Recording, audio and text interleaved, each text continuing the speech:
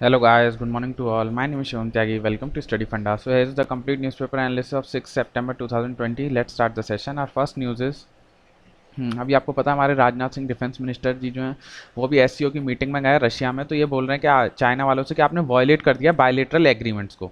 तो यही सब बातचीत चल रही है। तो रोज ही आ रहा था हमारे लिए इंपॉर्टेंट एससीओ क्योंकि बहुत ही ज़्यादा न्यूज़ में आ गया। तो एससीओ क्या है आप थोड़ा सा समझ लीजिए हल्का सा। Is a permanent inter governmental organisation. तो परमानेंट है पहली चीज़ और इंटर गवर्नमेंटल है। एक यूरेशिया की पॉलिटिकल इकोनॉमिक मिलिट्री ऑर्गेनाइजेशन है। याद रखिएगा यूरेशिया रीजन के यूरोप प्लस एशिया मिलकर यूरेशिया बनता है। इसकी पॉलिटिक इकोनॉमिक और मिलिट्री ऑर्गेनाइजेशन है। ये पहले 2001 में बनी थी। बस ये ध्यान रखना है इसकी दो ऑफिशियल लैंग्वेज हैं। सबसे इंपॉर्टेंट चीज़ ये लास्ट वाला पॉइंट है इसकी दो ऑफिशियल लैंग्वेज हैं रशिया और चाइनीज़। रशियन में और चाइनीज़ में दोनों इसकी ऑफिशियल लैंग्वेज हैं।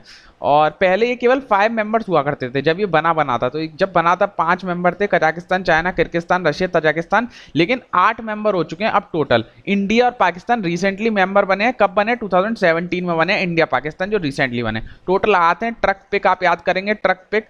मेरे को जहाँ तक लगता है इस बार बस यही पूछा जाएगा कि ये 5 लोगों का नाम लिखा होगा कि इसमें से कौन सा है कौन सा नहीं है। Tajikistan Russia Uzbekistan China Kyrgyzstan Pakistan India और कजाकिस्तान ये इसके मेंबर है। रिसेंटली पाकिस्तान इंडिया इसकी लेटेस्ट मेंबर है फाउंडिंग मेंबर नहीं है। बस इतना याद रखना है। इसमें एक ऑर्गेनाइजेशन और होती है आप ध्यान रखिएगा रेड्स रीजनल एंटी टेररिज्म होती है। ये काउंटर टेररिज्म के लिए होती है। बस आपको ये ध्यान रखना है अगर रेड्स पूछ लेता रेड्स किसके अंदर आती है तो रेड्स एससीओ के अंदर आता है जो एक काउंटर टेररिज्म को रोकने के लिए ऑर्गेनाइजेशन बनाई गई है एससीओ के अंदर। बस रेड्स जरूर ध्यान रखिएगा। कभी कभी रेड्स बहुत बार एग्जाम में पूछा भी जा चुका है। इसका हेडक्वार्टर जो है वो ताशकंद में। इतना नहीं पूछा जाएगा लेकिन रेड्स पूछ सकता है। तो रेड्स जो है वो एससीओ के अंदर है। सो नेक्स्ट न्यूज इज हाँ नेबर कत्ता इनेबल्स इन हैमलेट। तो नेवर कत्ता क्या चीज़ है तो ये एक पढ़ाने का स्टाइल है। इसमें क्या होता है टीचर जो है वो व्हाट्सएप पे भेज देते हैं क्वेश्चंस और बच्चे जो हैं वो एक जगह इकट्ठा हो जाते हैं। और एक जगह में इकट्ठा होते हैं तो वहाँ जूनियर्स भी होते हैं सीनियर्स भी होते हैं। जो सीनियर है वो जूनियर्स को पढ़ा देते हैं और ये लोग फिर आंसर टीचर्स को व्हाट्सएप कर देते हैं। तो एक लर्निंग स्टाइल है लर्निंग स्टाइल बोल सकते हैं जब टीचर और स्टूडेंट आते हैं। टीचर तो घर ही रहते हैं स्टूडेंट एक जगह इकट्ठा होते हैं वे सोशल डिस्टेंसिंग का पालन करते हैं और आंसर भेज देते हैं टीचर्स को। तो बस यही याद रखेंगे कहाँ की है तो महाराष्ट्र की है। बस ये पूछा जाएगा नेवर कत्था कहाँ का है तो महाराष्ट्र का टीचिंग स्टाइल बोल सकते हैं आप ऐसे अगर पूछा जाएगा तो। वैसे इतना इंपॉर्टेंट नहीं है पर न्यूज़ में था इसलिए मैंने बता दिया। तो नेवर कत्था किससे रिलेटेड है महाराष्ट्र से रिलेटेड है। सो नेक्स्ट न्यूज़ इज हाँ many hands ensure green field. तो इसमें एक बहुत फेमस ट्राइब का जिक्र हुआ है जो पीवीटीजी ट्राइब है। पीवीटीजी मैं बहुत बार आपको बता रहा हूँ टोटल 75 पीवीटीजीज हैं। तो पर्टिकुलर वनरेबल ट्राइबल ग्रुप्स। तो ये क्या नाम है डोंगरिया कौंड। डोंगरिया कौंड याद रखिएगा कहाँ की है उड़ीसा की।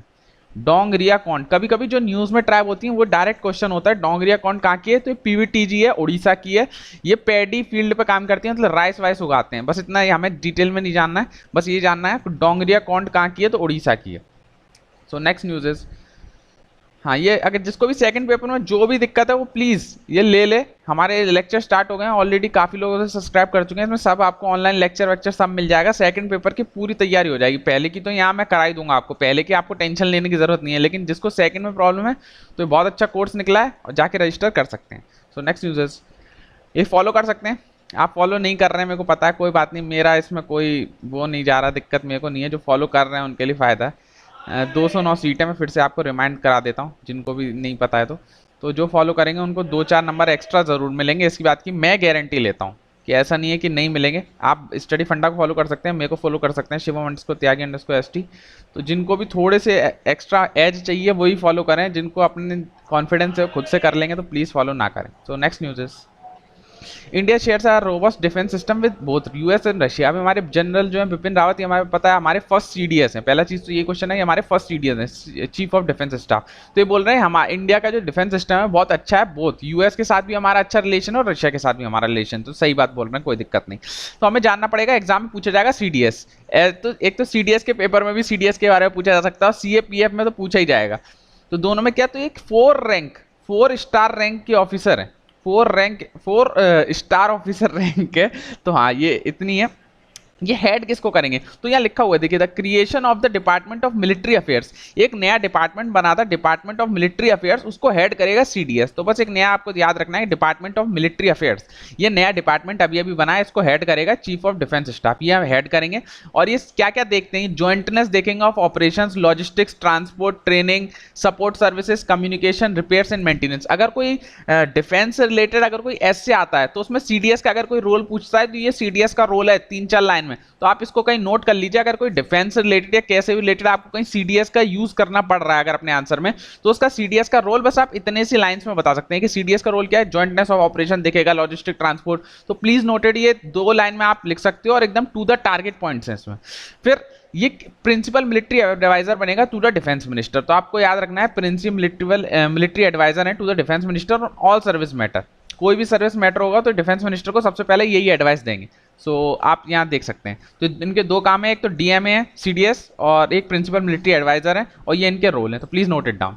So the next news is, हाँ ये एक वो था, क्या कहते हैं, एड था, लेकिन ये क्वेश्चन बहुत इंपॉर्टेंट है। ऑलरेडी मैं बहुत सारे मॉक टेस्ट दिया हूं तो उसमें पूछा गया है स्पाइस प्लस के बारे में। तो स्पाइस प्लस क्या है, इसमें आप अपनी कैसी भी कंपनी को रजिस्टर्ड कर सकते हैं डायरेक्ट। जैसे ही आप कंपनी को रजिस्टर करेंगे तो आपको सारे डॉक्यूमेंट उसके मिल जाएंगे, ईपीएफओ, ईएसआईसी, सब कुछ मिल जाएगा। तो बस आपको ध्यान रखना है कि स्पाइस प्लस क्या है, तो किसी भी नई कंपनी को रजिस्टर्ड करने के लिए एक नया पोर्टल बनाया। पोर्टल किसने बनाया, ministry of corporate affairs, MCA ने बनाया। वो बस डायरेक्ट ये पूछेगा व्हाट इज स्पाइस प्लस, तो न्यू कंपनी रजिस्टर्ड करने का एक नया पोर्टल बनाया बाय एमसीए। इसमें 3 क्या कहते हैं, 3 हमारी जो एजेंसी हैं, 3 मिनिस्ट्री बोल सकते हैं, 3 मिनिस्ट्री प्लस 1 गवर्नमेंट। 3 मिनिस्ट्री कौन सी है, एक तो MCA ministry of corporate affairs, एक मिनिस्ट्री ऑफ लेबर, और क्या कहते हैं, एक है हमारी मिनिस्ट्री ऑफ फाइनेंस। ये 3 तो मिनिस्ट्री आती हैं, और एक गवर्नमेंट कौन सी है, तो महाराष्ट्र गवर्नमेंट है। ये 4 लोग मिलकर अभी इसमें काम कर रहे हैं। ये कम से कम 10 सर्विस ऑफर करते हैं। इतना डिटेल में आपको नहीं जानना है, आपको बस शॉर्ट ये जानना है स्पाइस प्लस क्या है। तो नई कंपनी को रजिस्टर करने के लिए अभी एमसीए ने एक नया पोर्टल बनाया है जो 1 स्टेप सॉल्यूशन है, जिसमें आप पूरी कंपनी को अपनी रजिस्टर कर सकते हैं बस। तो ये बहुत बार पूछा गया है, तो ये डायरेक्ट पूछने के चांसेस बहुत बढ़ जाते हैं। सो next news is 13th amendment, और ये 13 अमेंडमेंट की बात हो रही है, हमारा श्रीलंका वाले रीजन की बात हो रही है। तो इसमें थोड़ा सा आप जान लीजिए, अगर इंडिया श्रीलंका के रिलेशन पे आ जाता है कुछ, वैसे डायरेक्ट पेपर 1 के लिए इंपॉर्टेंट इतना खास मेरे को लगा नहीं। तो जो पहले यहाँ 19th अमेंडमेंट हुआ था, सब 2015 में हुआ था, तो उसमें क्या किया गया था, उसमें प्रेसिडेंट की पावर को कर्व कर दिया गया था। प्रेसिडेंट की पावर कम कर दी गई थी और पार्लियामेंट को ज्यादा पावर दे दी गई थी। तो अभी कुछ रिसेंटली 20th अमेंडमेंट भी ला रहे हैं ताकि और पार्लियामेंट को पावर मिल जाए। तो अभी 20th अमेंडमेंट लाने वाले हैं, तो देखते हैं क्या होता है। फिर इसमें जो जिक्र हुआ वो 13th अमेंडमेंट का। तो 13th अमेंडमेंट सबसे पहले आपको याद रखना है कि इसको हम इंडो और लंका अवार्ड बोलते हैं। ये 1987 में शुरू हुआ था, इंडो लंका अवार्ड। इसको किस किसने करा था, तो पीएम जो हमारे थे राजीव गांधी साहब और जयवर्धने जो श्रीलंका के प्रेसिडेंट थे, उन्होंने करा था। ये मेनली था तमिल जो वहां रहते थे, तमिल लोग जो रहते थे श्रीलंका में, तो वो लोग चाहते थे कि हमारे लिए एक सेपरेट स्टेट बने या सेपरेट ऑर्गेनाइजेशन बने। तो इसलिए बहुत वहां लड़ाइयां चल रही थी तमिल लोगों में और श्रीलंका की आर्म फोर्सेस में। तो इस चीज को रोकने के लिए ये अकॉर्ड लाया गया था। इसमें ये बोला गया था 13th अमेंडमेंट में क्रिएशन किया जाएगा provincial councils, provincial council create किया जाएगा फॉर द तमिल पीपल। तो बस आपको 13th अमेंडमेंट ये ध्यान रखना है कि कब साइन हुआ, किस किस के बीच में साइन हुआ, किस लिए साइन हुआ। तो तमिल पीपलों को नई प्रोविंशियल, उनको नया स्टेट बनाए देखने के लिए ये 13th अमेंडमेंट साइन हुआ था। 13th अमेंडमेंट से प्रोविंशियल काउंसिल्स बन गए थे। ये राजीव गांधी और जयवर्धन के बीच में साइन हुआ था, 1987 में साइन हुआ था, और इसमें कुछ इंपॉर्टेंट नहीं। सो नेक्स्ट न्यूज इज, हाँ, why GST compensation due to states. अभी जीएसटी कंपेंसेशन का रोज आ रहा है, तो फिर भी आप मैं बता देता हूँ। सबसे पहले जीएसटी आया कब था, तो 101st amendment, please remember, direct पूछ लेते हैं। 101 अमेंडमेंट से हमारा जीएसटी आया था। इसमें यह बोला गया था अगर कोई भी स्टेट 14% से कम ग्रोथ करती है, अगर उसको 14% से कम जीएसटी ग्रोथ होती है, तो सेंटर उसे या यूनियन उसे कंपेंसेट करेगी फॉर 5 ईयर्स। 5 ईयर्स कब से, 2017 से लेकर 2022 तक। बस आपको ये ध्यान रखना है, कोई भी स्टेट अगर 14% से कम ग्रोथ करती है तो सेंटर उसको कंपेंसेट करेगी फॉर 5 ईयर, इतने साल के लिए, हर 2-2 महीने में कंपेंसेशन होगा। ये इंपॉर्टेंट क्वेश्चन है, क्योंकि कभी कभी एग्जाम में लिख देता है कि क्वार्टरली कंपेंसेशन करेगी या ईयरली या 6 मंथ, तो नहीं, ये देखिए एक्सेप्शन वाली चीज है कि हर 2 महीने में कंपेंसेट करना होगा। तो अभी ये जो हमें पता है कि कोविड-19 की वजह से सेंटर जो है वो कंपेंसेट नहीं कर पा रही है, तो अभी सेंटर ने स्टेट को बोल दिया कि आप बैंक से लोन ले लीजिए, बैंक से लोन ले लीजिए, हम आपको कम ब्याज दर पे लोन दिला देंगे। तो अभी इसीलिए बहुत सारी स्टेट इससे सेंटर से खुश नहीं है। अभी बातचीत चल रही है, देखिए क्या होता है। हमारे लिए इतना इंपॉर्टेंट नहीं है डिटेल जानना, हमारे लिए बस ये इंपॉर्टेंट है कब कौन सा अमेंडमेंट था, क्या क्या प्रॉब्लम है, बस आपसे बस यही पूछा जाएगा। सो नेक्स्ट न्यूज इज, हाँ, अभी एक नई स्पेशल फ्रंटियर फोर्स, इसको अभी रवाना किया गया है फॉर द हमारी बॉर्डर पे।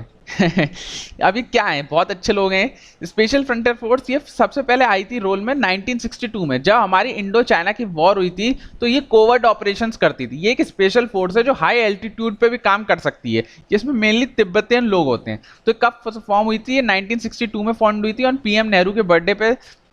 इसका काम क्या है, ये एक elite unit capable high altitude पर लड़ सकती है, स्पेशल ऑपरेशन कर सकती है और fighting behind enemy lines, enemy से एकदम तरह मस्त लड़ाई कर सकती है। इन 1967 इस्टेब्लिशमेंट 22 वाज एक्सपेंडेड। पहले इसको हम बोलते थे इस्टेब्लिशमेंट बोलते थे, लेकिन इसका नाम चेंज करके 1967 में इसका नाम चेंज करके करा गया special frontier force and they finally saw action in 1971। तो 1971 की वॉर जो हुई थी इंडिया पाक, उसमें भी इनका रोल देखा गया था। तो ये तो अभी इसको जो स्पेशल फ्रंटियर फोर्स है इसको रवाना किया गया ड्यूरिंग पेंगसोंग लेक के आसपास, ताकि ये लड़ाई कर सकें। इनको एक्सपीरियंस है कि हाई एल्टीट्यूड पे कैसे लड़ना है। आपको पता है कि लद्दाख वाला रीजन कितना हाई एल्टीट्यूड पे, तो सारे सोल्जर्स वहाँ उतनी कैपेबिलिटी नहीं है। जैसे बीएसएफ को आप मान के चलिए, तो बीएसएफ वैसे तो हाई एल्टीट्यूड पे काम करती है, क्योंकि जम्मू कश्मीर वाले रीजन में भी ये काम करती है, लेकिन ये एकदम 50 डिग्री में भी काम करती है। बीएसएफ ऐसी फोर्स है जो एक्सट्रीम से एक्सट्रीम काम करती है, मतलब माइनस 25 या 20 डिग्री तक भी जा सकते हैं और 50 डिग्री से प्लस भी जाते हैं कभी कभी। तो BSF is the only force. और बीएसएफ एक ऐसी फोर्स है जिसके पास खुद की आर्टिलरी है, आपको पता होना चाहिए। बीएसएफ एक ऐसी फोर्स है जो जैसे इंडियन आर्मी की तरह इसके पास सेपरेट आर्टिलरी है, सेपरेट इसका एयर विंग भी है। बताइए, बीएसएफ के पास separate artillery, separate air wing है। और चलिए कोई बात नहीं, मैं भावनाओं में बह गया। मैं आपको थोड़ा स्पेशल बात इसके बारे में बताता हूँ।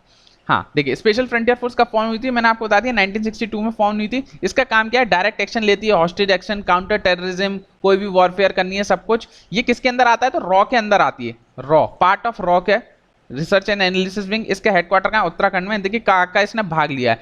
और Bangladesh liberation war, operation blue star, operation cactus, operation Pawan, Kargil war, Rakshak, in China India स्किमरिश।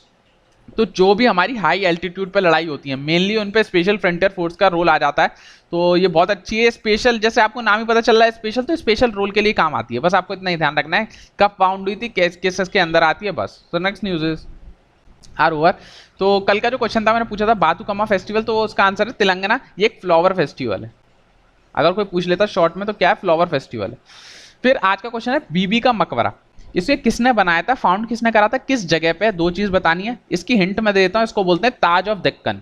इसको बोलते हैं ताज ऑफ दक्कन, बीबी के मकबरे को। इसको आपको बताना है कहाँ फाउंड हुआ है, किसने बनाया और किस जगह पे बनाया, बस दो चीज बतानी है। Very important question, already asked in many previous year questions. फिर एक इसमें छोटा सा जिक्र हुआ था, एक एडिटोरियल था, उसमें लिखा था व्हाट इज ब्रैडिकिन हाइपोथेसिस। तो डायरेक्ट पूछ सकता है कि ब्रैडिकिन हाइपोथेसिस क्या है। तो ये पेन सेंसेशन है, इस एक पेन टाइप का सेंसेशन फील होता है जिसकी वजह से हमारा बीपी जो है वो लो हो जाता है इन द ह्यूमन बॉडी। तो बस आपको याद रखना है पेन की सेंसेशन है जिसकी वजह से हमारा बीपी लो हो जाता है इन ह्यूमन बॉडी। ब्रैडिकिन हाइपोथेसिस क्या चीज़ है, बस आपको इतना याद रखना है। सो आज की न्यूज़ बस इतनी थी। मेरे को कम समझ में नहीं आता, लोग कमेंट सेक्शन में बोलते हैं सर आपकी 2-3 दिन से वीडियो शॉर्ट बन रही हैं। देखिए पेन बंद हो गया, सॉरी। हाँ, शॉर्ट बन रही है आपकी 2-3 दिन से वीडियो, तो अब मैं ज़बरदस्ती उसको लॉन्ग कर दूं क्या। अब मैं अगर न्यूज़ ही नहीं आएगी तो मैं शॉर्ट ही बनाऊंगा। अब मेरे को ऐसा तो है नहीं कि मेरे को अपनी वॉचिंग बढ़ाने के लिए मैं आधे घंटे का भी लेक्चर या 1 घंटे का फालतू का लेक्चर बना लूँ, आपका भी टाइम वेस्ट हो, मेरा भी टाइम वेस्ट हो। तो मेरे को वो नहीं है कि मेरे को अपनी वॉचिंग ज़्यादा 1 घंटे की या पैसे कमाने हैं यहाँ पर। जितना इंपॉर्टेंट है मैं उतना ही बताऊंगा, भले वो 10 मिनट का लेक्चर होगा तो मैं 10 ही मिनट ही पढ़ाऊंगा। अब और 20 मिनट से प्लस होगा तो 20 मिनट प्लस ही बताऊंगा। तो जितना इंपॉर्टेंट है मैं उतना ही पढ़ाऊंगा। मेरे को पेड वेट से कोई इतना खास फर्क नहीं पड़ता है। तो ऐसा बात नहीं है, लोग बोलते हैं, मेरे को सच में बुरा लगता है कि सर आप 13 मिनट ही पढ़ा रहे हो, ये क्यों पढ़ा रहे हो। अब जितना न्यूज़ है उतना ही पढ़ाऊंगा। और लोग बोलते हैं, एक मैंने कमेंट पढ़ा कि सर ये क्वेश्चन नहीं पूछा जाएगा एग्जाम में, सर आप क्यों पढ़ा रहे हो ये। तो जिन लोगों को लगता है कि जो मैं पढ़ा रहा हूँ गलत पढ़ा है, तो प्लीज़ ना देखें, वो अपना खुद से न्यूज़पेपर कवर कर लें। सिंपल बात देखिए, क्योंकि मैं केवल ये उन बच्चों को पढ़ा रहा हूँ जिनको न्यूज़पेपर पढ़ने में दिक्कत आती थी। लेकिन अब मेरे को लगता है कि काफ़ी बच्चे समझ गए होंगे पहली बात तो कि न्यूज़पेपर अब पढ़ना कैसे होता है। इंपॉर्टेंट मेरा मोटो यही था कि कब तक मेरे को भी देखेंगे कि अब, लेकिन काफ़ी लोगों को समझ में आ गया कि न्यूज़पेपर पढ़ना कैसे। तो ये मैं उनको पढ़ा रहा हूँ जिनको अभी न्यूज़पेपर पढ़ने में थोड़ी दिक्कत होती है। जिनको ज़्यादा समझ में आ रहा है न्यूज़पेपर, तो प्लीज़ ना पढ़ें, खुद से न्यूज़पेपर पढ़ें, तो आप ज़्यादा न्यूज़ कवर कर पाएंगे। मेरे को जो लगता है इंपॉर्टेंट, मैं वो सब कुछ पढ़ाता हूँ, भले वो एग्ज़ाम में आए ना आए। तो एक था कमेंट कि सर आप, जो कल मैंने आपको बताया था MT न्यू डायमंड करके एक शिप थी जिसमें आग लग गई थी, कि सर आप क्यों MT ये बढ़ा दियो, ये तो कभी पूछा ही नहीं जाएगा। तो मेरे को लगा कि वो पूछा जाएगा, क्योंकि ऑलरेडी प्रीवियस ईयर क्वेश्चन में बहुत बार ऐसा पूछा गया है। ऐसा नहीं है कि आप बस CAPF का पेपर दे दिए तो उसमें नहीं पूछा गया, लेकिन यूपीएससी के और पेपर्स भी तो हैं जिनमें पूछा गया है। मैंने बहुत बार CDS के पेपर में पूछा देखा है कि ऐसे क्वेश्चन पूछे जाते हैं कि रिसेंटली दिए हुआ है। पिछले साल CAPF में पूछा गया था रिसेंटली एक बैंक का किसी बैंक दूसरी बैंक के साथ जो लिंक हो गया था उससे क्वेश्चन पूछा गया था। तो कुछ भी पूछ सकता है यूपीएससी भाई, अनप्रिडिक्टेबल है। तो मैं कवर करना चाहता हूँ as much as I can cover it. So कोई बात नहीं, जिन लोगों को अच्छा लगता है मेरा लेक्चर लाइक शेयर करेंगे, जिनको नहीं लगता हो कोई बात नहीं यार, मेरी गलती है। तो चलिए कोई बात नहीं, अच्छे से मेहनत करिए, आपके बहुत कम टाइम बचा है, अब तो लग जाइए एकदम मेहनत करने में। रिवाइज करिए, जितने ज़्यादा मॉक हो उतने ज़्यादा मॉक दे सकते हैं। और रिवाइज रिवाइज रिवाइज रिवाइज करिए, प्रैक्टिस करिए, रिवाइज करिए, प्रैक्टिस करिए। So take care, bye bye.